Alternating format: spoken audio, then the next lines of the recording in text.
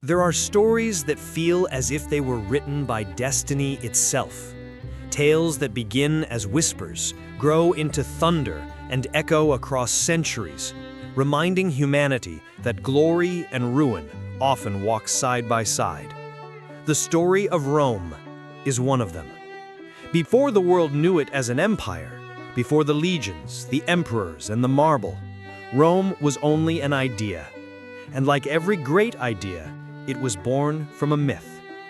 They say two brothers were cast into the waters of the Tiber River, sons of Mars, god of war, and a mortal woman. Condemned to die, yet fate had other plans. A she-wolf found them by the riverbank, nursed them, and raised them. Between the cries of beasts and the breath of the wind, Romulus and Remus learned the first rule of power: to survive is to conquer. When they became men, they decided to build a city. But ambition is a fire that cannot be shared. Romulus raised his sword and killed his own brother. Thus, Rome was born upon the blood of its own. From its very first breath, its story was carved in both glory and tragedy. For centuries, kings ruled the city. Some were wise, others cruel. The last of them, Tarquin the Proud, mistook authority for tyranny, and the people, weary of humiliation, rose against him. In 509 BC, Rome declared itself free. The Republic was born. The new order promised balance: 2 consuls instead of a king, a senate to advise, magistrates to judge. But in truth, power remained in the hands of the elite. The plebeians worked, served, and died. The patricians ruled, and yet Rome flourished. The gods seemed to favor the city. It conquered its neighboring hills, then the whole of the Italian peninsula. It built roads, fortresses, a military machine feared by all. But the true test would come from across the sea. In the north of Africa rose another power: Carthage, the empire of trade and sales. 3 wars would pit them against each other in a struggle for the Mediterranean. During the second, the Carthaginian general Hannibal crossed the Alps with elephants, a feat so impossible it still sounds like legend. At Cannae, more than 50,000 Romans fell in a single day. But Rome did not understand defeat. It fell, only to rise again. 2 decades later, Carthage was destroyed. Its walls burned, its name erased. The Mediterranean became Mare Nostrum, our sea. Yet victory brought a silent poison. Gold poured into Rome, and with it came corruption and inequality. Generals returned from war too rich to obey the Senate. Farmers lost their lands and flooded the city, begging for bread. The streets began to pulse with hunger and ambition. 2 brothers tried to change destiny: Tiberius and Gaius Gracchus. They sought to share the land, to restore dignity to the people. They were murdered.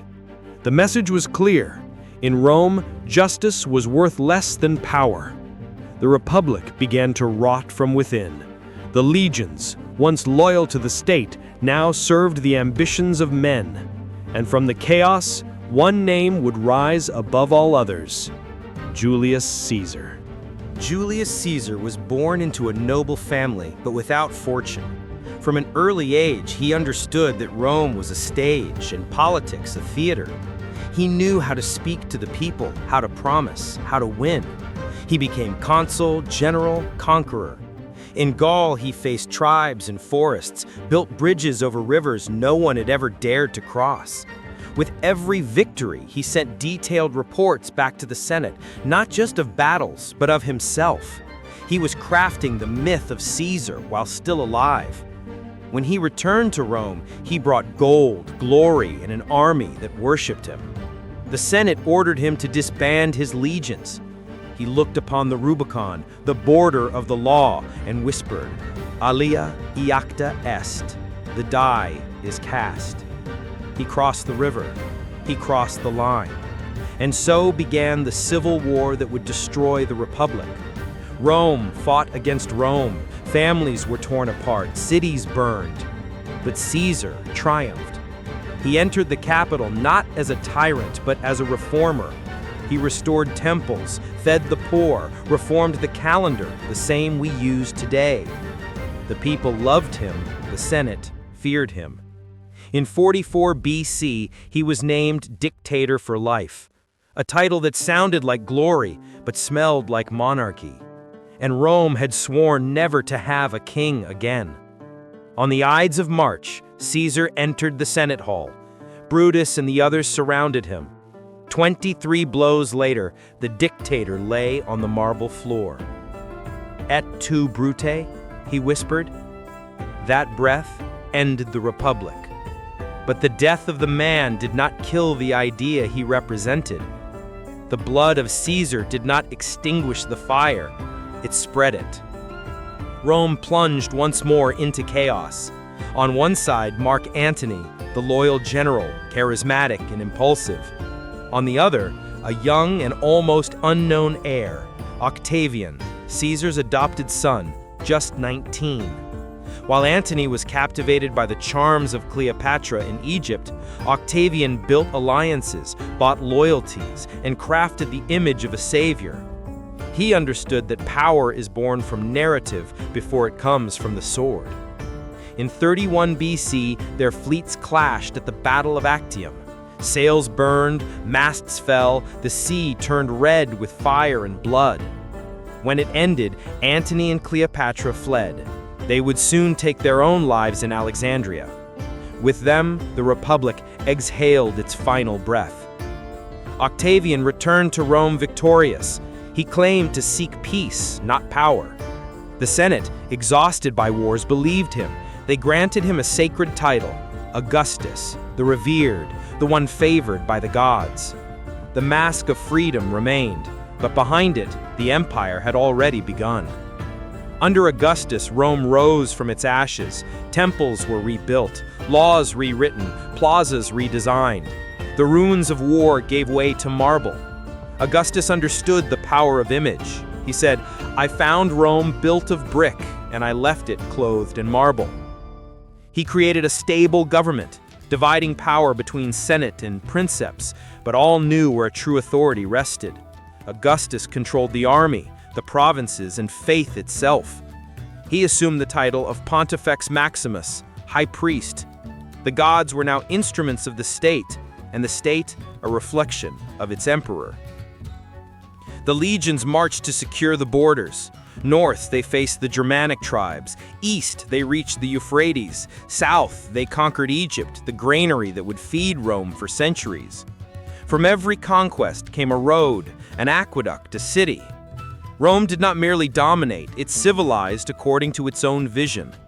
From that vision was born the Pax Romana, 2 centuries of peace maintained by discipline and fear. The Mediterranean became a Roman lake. Trade flourished like never before. Slaves, spices, ideas, and gods sailed from port to port. Within the cities, life thrived. Rome housed more than 1 million souls, the first true metropolis. Aqueducts brought clear water from miles away. Baths became temples of conversation. The forum was the heart of politics and gossip. The markets overflowed with goods from the entire world. But splendor always casts a shadow. The poor lived in fragile buildings that burned often. Food was distributed to keep the hungry calm, and free games to keep them entertained. The government had found the secret of control: panem and circenses, bread and circus. While the people watched, the empire ruled. In the arenas, blood mixed with euphoria. Gladiators fought to the death for honor and survival. The crowds roared, trumpets blared, and Rome celebrated its own violence. Death had become spectacle. Yet the empire prospered. Roads connected the Atlantic to the east.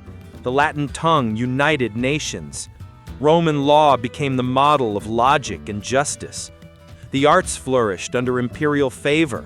Poets like Virgil sang Rome's destiny. Sculptors carved Augustus's face in every province. The emperor was everywhere, on statues, coins, oaths. To the people, he was more than a man. He was the embodiment of peace. But behind serenity lay unease. The throne was not eternal, and the man upon it knew it.